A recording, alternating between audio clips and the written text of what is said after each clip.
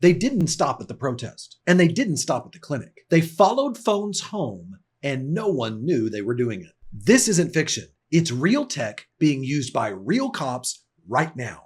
I'm Jeff Hampton, the People's Lawyer, and in this video, I'm going to break down, number one, how easy it is for police and private companies to trace where you've been, who you were with, and what you were doing. Number two, how this surveillance system actually works. And number three, what you can do today to stop cops from turning your phone into a silent informant. Imagine your smartphone doubling as a homing beacon for the police. With just a few clicks, cops can actually draw a digital fence around any location and scoop up all the cell phone information from any cell phone that crossed through that area. They don't have to just cast one fence either. They can actually draw multiple fences around all different types of areas and even follow your phone all the way to your house. All of this happens without your knowledge, without any warrant whatsoever, and it's all taking place through technology known as Fog Reveal. Fog Reveal is a surveillance software service sold to law enforcement that leverages the location data continuously harvested from our mobile apps. It will actually enable police to perform what's known as, quote, geofencing,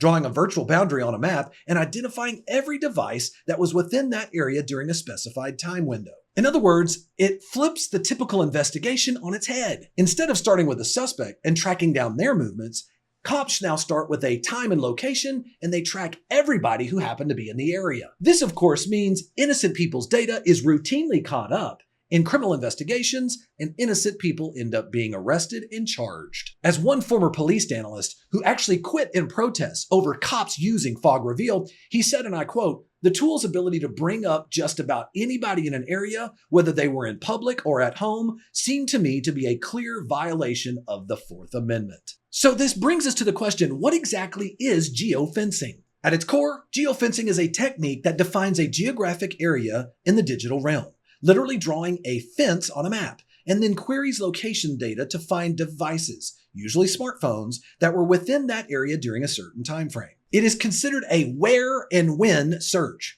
In other words, show me all the devices that were in this location at this time. Now, geofencing isn't just a police tool, it's also a marketing tool to send you push notifications when you walk into a local store. But in the hands of law enforcement, it is a powerful form of reverse search. Essentially, all in the name of trying to track down one person, thousands, sometimes millions of people's private data is compromised by the police. You say, well, wait a minute, Jeff, what about warrants here? Well, traditional warrants are supposed to be specific about a particular person, about particular supporting evidence to establish probable cause, why that evidence should be seized or searched. But geofencing searches actually flip the script. Rather than going after a particular suspect supported by some evidence of a crime, now they just draw a line around a particular area and they treat everybody who was in the area as a suspect, even though they have no evidence that they committed a crime. In other words, it's surveillance first, investigation later, and who cares about the presumption of innocence? To illustrate, imagine a burglary happens overnight at a residence. With a geofence, police can request or directly gather data on every device that was in that neighborhood during the night. If your phone was on and you rode your bike past the area, congratulations, you are now on a list of persons of interest purely because of your location, not because of any actual evidence against you. Think that was just a hypothetical? Unfortunately, it actually really happened. In Gainesville, Florida, an avid cyclist by the name of Zachary McCoy found himself to be a suspect in a burglary charge. Police, obtaining a geofence warrant, obtained evidence of anyone and everyone who had been near that location at the time of the incident. Now, McCoy had done nothing wrong. He simply biked past the area, which he did almost every single day, but that was enough for Google to identify him and share his information with the cops. Google then notified McCoy that police demanded his location data, giving him just 7 days to object. Ultimately, McCoy had to spend thousands of dollars on an attorney to block the warrant, a luxury most people just don't have. In another case, Jorge Molina of Arizona wasn't quite so lucky. He was wrongfully arrested for murder when a broad geofence search placed him, according to the authorities, without a doubt at the scene of the incident. Here's what's crazy. Jorge not only had an alibi, but he had proof that the data they were relying upon was actually unreliable. At one point, he was able to show his account in multiple places at the same time. But yet the police, they still jailed him for 6 days, trying to claim he was the actual lead suspect in the murder charge. To make matters worse, police blasted his photo all over the place to media, and as a result of that, he lost his job, he lost his car, all of his finances, all because of this technology. This is why geofencing is so controversial.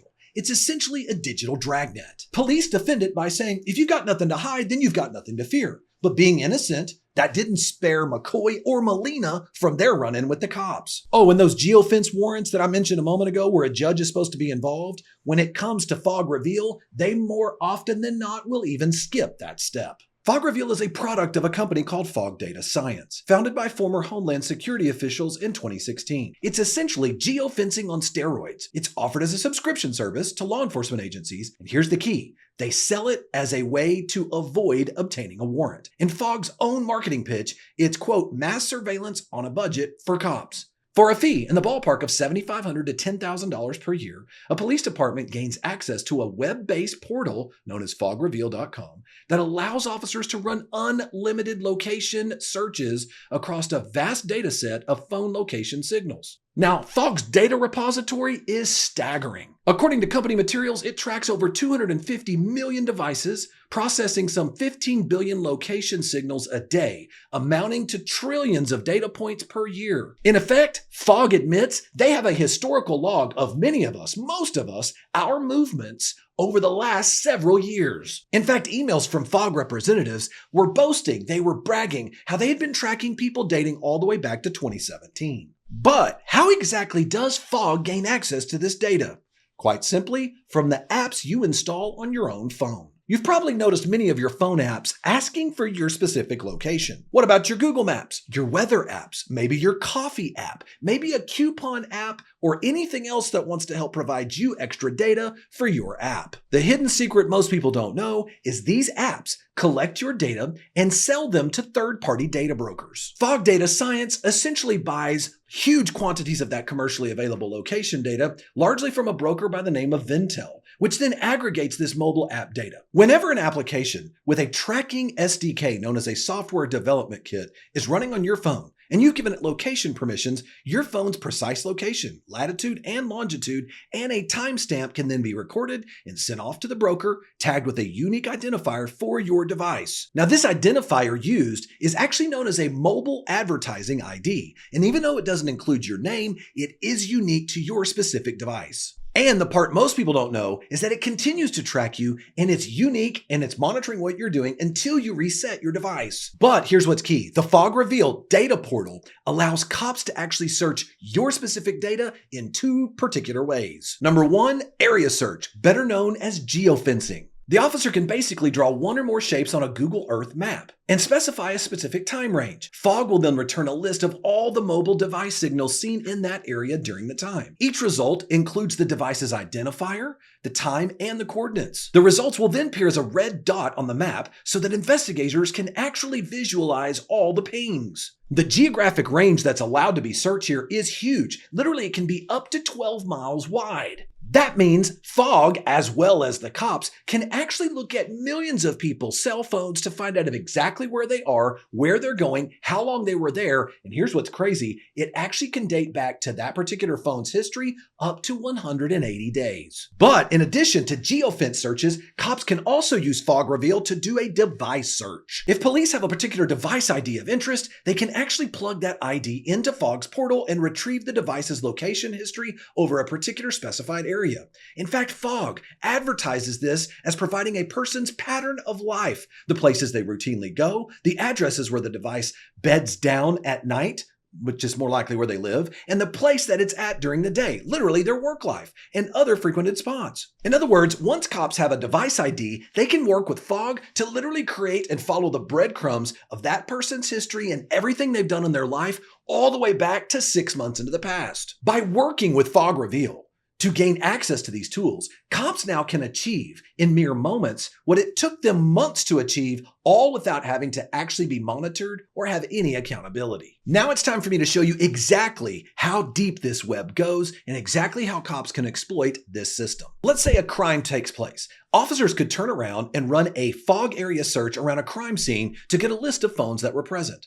Then they might filter or pick a few that seem suspicious. maybe a device that was there at 2 a.m. when the crime occurred. Then, using a device search, they can track those suspects to see where they live and maybe run another area search around one suspect's home's address to see if that same device was also present at some other crime scenes in the past. Alternatively, they can input multiple locations into one area search to find devices that show up in both locations. This could reveal, let's say, a single phone that was at location A when one crime happened and also at location B when another crime happened. Fog even brags that you can search multiple geofenced areas so that there's never any gap. You can overlap all of your searches. It's not hard to see how cops could use this to identify other people's associates, identify maybe places of worship they attended or protests they decided to attend. Now you say, come on, Jeff, stop for a minute. Is it really all that bad? I mean, after all, Fog's founders say this is a revolutionary crime-fighting tool that will forever make us safer. But to me, all I see is a private sector mass surveillance database that is being handed over to cops to allow them to search at will and most of the time avoid the need for a search warrant, which is one of the protections all of us have under the Fourth Amendment of the United States Constitution. If you don't believe me, listen to Fog in their own words. In fact, in Fog's own materials uncovered by the Electronic Frontier Foundation, the company boasted to police that its service can provide 1, verifiable presence at a location on a specific date and time. Number 2, likely locations for residences, places of business, and frequent activities. Number 3, links to other individuals, places, and devices. And number 4, patterns of activity correlating to certain events, times, or alibis. To me, what Fog is actually saying is, they're saying, number 1, we can put a person at a scene. Number 2, we can figure out where they live and where they work. Number 3, we can see who they hang out with. And number 4, we can chart their activity over time for anything we find interesting. Now, if that's not a mass surveillance police state where private companies work hand in hand with cops, I don't know what is. Which brings me to the case many of you should be asking right now, which is how often are cops actually using this? Is this just big federal cases? Or are the small town cops using it too? Records obtained through public requests show that by 2022, Fog had contracts with at least 18 state and local law enforcement agencies, many of them small sheriff's offices and police departments, plus many others that tried free trials of the product. Now, the company actually deliberately markets their services to smaller police agencies at a lower fee, and they promise them literally a mass surveillance tool in order to help stop crime in their area. For example, rural Rockingham County, North Carolina, a population of about 91,000, subscribed to Fog Reveal for about $9,000 a year, and they eagerly renewed it. What about the California Highway Patrol? They paid $7,500 a year for access, plus an extra $2,400 to increase their query limit, indicating a heavier anticipated use. But it doesn't stop there. Suburban police, state narcotics bureaus, highway patrols, all are stepping in to get a bite of this because they all want to be able to mass surveil all of us. Meanwhile, Fog's data partner, Vintel, was supplying data location history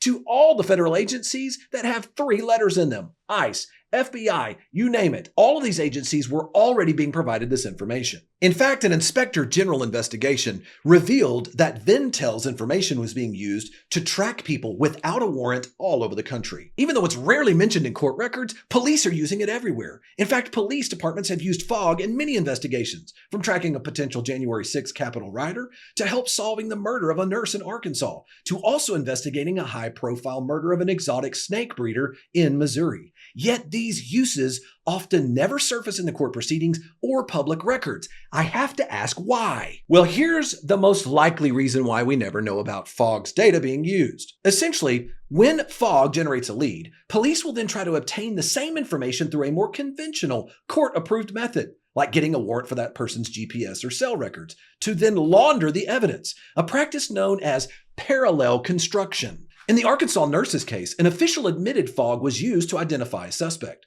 a farmer who had murdered a jogger, where they had no leads whatsoever, but acknowledged that Fog's use, quote, was not documented in court records. This makes it perfectly clear that when cops take this information from Fog and they go to the judge, they many times are not telling the judge they're using this data to substantiate their reason for a warrant. And as a result, if it's not in that information, guess who else never finds out? The person that ends up being charged with the crime. Now look, from a police perspective, I get it. You're a cash-strapped police department. Maybe you don't have the full resources. You look over at Fog Data Science and what do you see? You see this tech savior who's able to provide you quick and immediate information, and now you don't have to worry about trying to go through the normal processes or trying to go and obtain a warrant, and it helps you save on your budget. As Bennett Cyphers of EFF described it, and I quote, "Counties with less than 100,000 people have this extremely high-tech, extremely invasive, secretive surveillance tool to chase down local crime." The company then gives out free trials and ride-alongs. Then they have a few small little stories of success,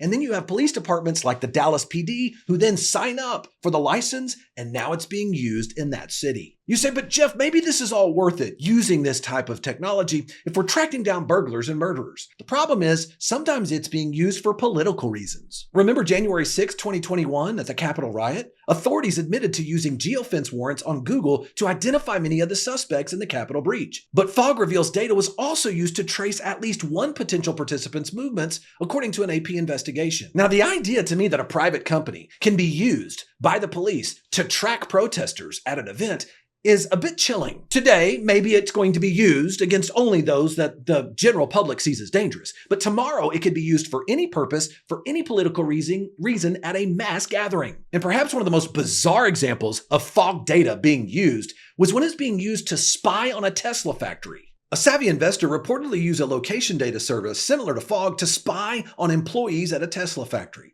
And based upon their workload and the increase in production, he made lucrative stock trades before Tesla's official earnings reports.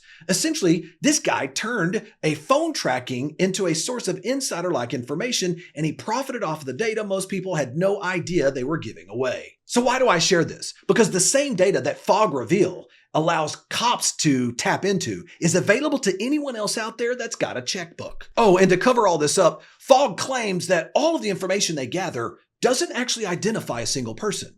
But then they turn around in the same breath and admit if cops need additional information, they can reveal more to expressly provide an identity. In emails gathered by AP News, Fog staff sometimes would hand over home addresses associated with the device's movements, basically doing the de-anonymization for the officers themselves. So don't be fooled. This is personal data, and this personal data that identifies you specifically is being handed out to cops or anyone else who's willing to pay for it. So we now know about Fog Data Science. We know what they're doing, we know they're sharing it with the cops, and we know how the technology works. But is it legal under the Fourth Amendment? The Fourth Amendment to the United States Constitution protects, and I quote, "the right of the people to be secure in their persons, houses, papers, and effects against unreasonable searches and seizures," and requires probable cause plus a warrant for a governmental search. In simple terms, cops need a good legal reason plus a judge's approval before they start searching you or surveilling you. The Fog Reveal scenario actually paints a picture of two primary issues we have to determine under the Constitution. Number one, is it a, quote, search in the constitutional sense when police use a service like Fog to obtain your historical location data without a warrant? In other words, do you have a reasonable expectation of privacy regarding your phone being at a certain place at a certain time if that data is being collected by a private company? Then number two, if it is defined as a search, is a search warrant actually required? And the big issue that happens here is, can police just ignore the whole warrant requirement if they just go buy the data with taxpayer money? Now, the best case that gives us guidance on this is Carpenter versus United States. Now, this case involved the FBI attempting to obtain cell phone location data. And in the process of doing so, the government argued they could do this by getting it from a private company under what was known as the third-party doctrine. The third-party doctrine basically says that the government believes, including cops, that there's nothing wrong with gathering your personal data from someone else as long as you voluntarily shared it with a private company. But in Carpenter versus United States, the Supreme Court drew a line here and said that cell phone location data is different than some other type of data that could be obtained from a private company. Chief Justice Roberts, writing for the majority, said, and I quote, "There is a legitimate expectation of privacy in the record of physical movements captured through a person's cell phone." He then went on to say that tracking a person's movement through cell signals was an invasion of their expectation of privacy. As a result, collecting long-term cell phone location history is considered a search, and an actual search warrant signed by a judge is required in order for it to be legal. But wait, how does this Carpenter decision apply to Fog Reveal and all this geofencing? On one hand, Fog's data is even more invasive and more revealing than cell phone tower history. Carpenter dealt with rough cell tower triangulations, but fog reveals data actually comes from GPS-enabled apps and Wi-Fi signals, often pinpointing devices within a few meters or even within a particular building. One academic note observed that geofence data from Google is more precise than either CSLI or GPS tracking data. Fog's data is also highly precise, retrospective, and pervasive. All the same factors that the court in Carpenter were looking for when they ruled that case to be unconstitutional. From this perspective, it seems clear to me that Fogg's data being used by the cops should require a warrant and is a violation of our Fourth Amendment. However, other people see it differently. Cops and prosecutors claim that Carpenter's decision doesn't apply to Fog Reveal's technology for a specific set of distinctions. Number one, Fog data comes from voluntary app usage and supposedly opt-in data collection, unlike cell towers that log you just for having a phone. And two, Fog Reveal is the police purchasing data from a private company, rather than compelling a phone company to hand it over. The cops basically claim that the old third-party doctrine applies in this context, essentially that because you consented to using an app on your phone and enabling the location, you can't complain if that data is later used by the police in whatever way they want. In fact, in a recent case, the Fourth Circuit Court of Appeals, they agreed with the cops. The court held that accessing a limited set of geofence location records from Google did not constitute a Fourth Amendment search because users had opted in to the location services and Google's terms notified users that the data could be shared with other people.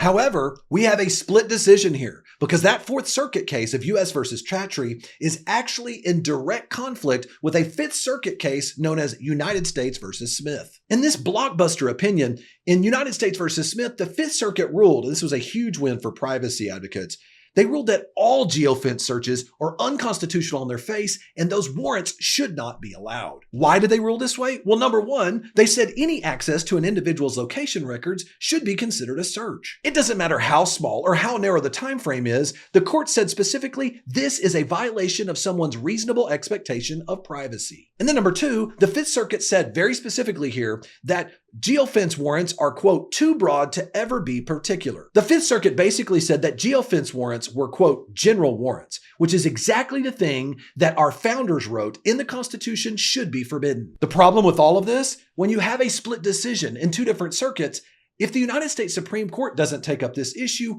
we don't have any clarity about what can happen here. And in the meantime, fog data is still going to be used by cops to violate our rights. You may say, Jeff, I don't like the sound of this. This could take a decade for the Supreme Court to address this issue. What do I do in the meantime? Now is the part where I'm going to lay out the specific steps you can take, practical advice to make sure you are not tracked by this technology so that you can maintain your privacy rights. Step number one, limit location permissions. Go through your smartphone apps and prune out the apps that have location access. Many apps request location data unnecessarily. For each app, ask yourself, does this really need my location data to function? If not, turn it off. For apps that do need your location, like maybe maps or ride sharing, use the setting, quote, only while using app, end quote, instead of allowing background access. This prevents the constant pinging of your GPS in the background. Remember, Fog's data relies heavily on apps that have background location permissions. If you restrict your background tracking, you'll only show up every once in a while. You won't be tracked like breadcrumbs. Number two, always purge or avoid suspicious apps. I hate to say this, but some apps are notorious for selling your data. For example, in the past, weather apps, coupon apps, and even apps like Starbucks and Waze have been implicated in this process. You should check to see if an app's privacy policy mentions sharing data with, quote, partners or, quote, third-party advertisers. If it's a free app that asks for your location and is supported by apps, you can almost guarantee that your data is being sold and shared with other people. The more apps you have with location access, the higher the probability that Fog is already tracking you. A 2018 report indicated that over 1,000 apps were harvesting location for profit, including seemingly benign ones, even flashlight apps. So be especially wary of apps from smaller developers that aggressively seek your location permissions. They may be fronts for data brokers. Step number three, disable or reset your advertising ID. Both iOS and Android devices have a unique advertiser identifier used to track you across apps.